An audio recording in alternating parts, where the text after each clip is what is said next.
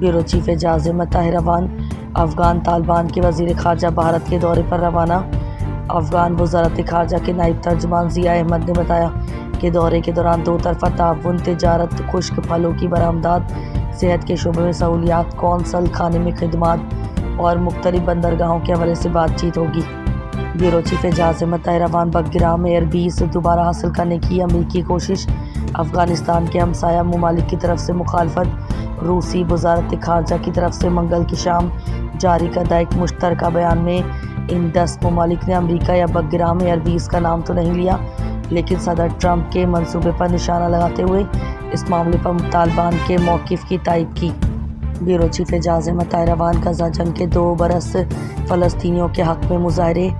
Indonesia के दारुल हुकूमत Jakarta में 1000 से ज़ायद फ़लस्तीन नवाज़ मुज़ाहिरीन ने अमरीकी सफारत खाने की तरफ मार्च किया ताकि इसराइल की तरफ से गजा की नाकाबंदी और गुज़िश्ता हफ्ते ग्लोबल सुमूद फ्लोटिला के कारकुनों की हिरासत की मज़म्मत की जाए। ब्यूरो चीफ एजाज अहमद ताहिर अवान इसराइली हमलों में मज़ीद कम अज़ कम 8 फ़लस्तीनी हलाक, 61 ज़ख्मी। मिस्र में जारी अमन मुज़ाकरात के बावजूद इसराइल बमबारी जारी रखे हुए हैं।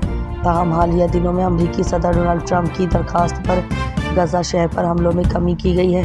ब्यूरो चीफ एजाज अहमद ताहिर अवान सियासी तज्ज़ियाकारों का कहना है कि अमरीकी सदर डोनाल्ड ट्रंप के नोबल इनाम जीतने के इम्कानात बहुत ही कम हैं, लेकिन फिर ये इनाम कौन जीतेगा? माहिरीन ट्रंप के अमन कायम करने वाले दावों को मुबालगा आराई करार दे रहे हैं। Bureau chief Ejaz Ahmed Tahir Awan Israel Hamas Gaza अमन मंसूबे के पहले मरहले पर मुत्तफिक। अमरीकी सदर डोनाल्ड ट्रंप ने अपने social media platform truth social पर ऐलान किया कि इसराइल और फ़लस्तीनी अस्करी तंजीम हमास ने उनके गजा अमन मंसूबे के पहले मरहले पर इत्तेफाक कर लिया है। ये ऐलान ऐसे वक्त सामने आया है जब हमास और इसराइली हुकाम मिस्र में बलवास्ता बातचीत कर रहे हैं। ये बातचीत ट्रंप के पेश करदा 20 नुकाती अमन मंसूबे के बारे में हो रही है, जिसका मकसद 2 साल से जारी जंग का खात्मा है। अमरीकी सदर डोनाल्ड ट्रंप ने कहा कि इस अमन से मंसूबे से मुत्तफिक होने का मतलब है कि तमाम यरगमाली बहुत जल्द रिहा हो जाएंगे और इसराइल इब्तदाई तौर पर फ़ौजें एक मुत्तफ़िका लाइन तक वापस बुला लेगा ताकि एक मजबूत, पायदार और दायमी अमन की बुनियाद रखी जा सके। ट्रंप ने कहा कि तमाम फ़रीक़ीन के साथ मुनस्सिफ़ाना सलूक किया जाएगा। ये अरब और मुस्लिम दुनिया, इसराइल, तमाम हमसाया ममालिक और अमरीका के लिए एक अजीम दिन है और हम कतर, मिस्र और तुर्की के सालसों का शुक्रिया अदा करते हैं जिन्होंने हमारे साथ मिलकर इस तारीखी और बेमिसाल मौके को मुमकिन बनाया। ट्रंप ने बाइबल के एक अहम हिस्से से लिए गए एक जुमले को दोहराते हुए कहा, सुलह करवाने वाले या अमन कायम करने वाले बाबरकत होते हैं। ब्यूरो चीफ एजाज अहमद ताहिर अवान कश्मीरी रहनुमा यासीन मलिक को भारत में सजाए मौत सुना दी गई है। हुकूमती ऐवानों से लेकर मजहबी डेरों तक खामोशी है।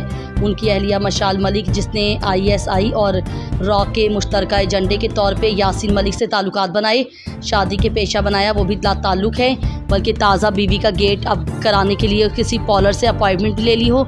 मज़े की बात यह है कि मशाल मलिक का ताल्लुक कश्मीर से बिल्कुल नहीं है, ये चकवाल के घराने से ताल्लुक़ रखती हैं।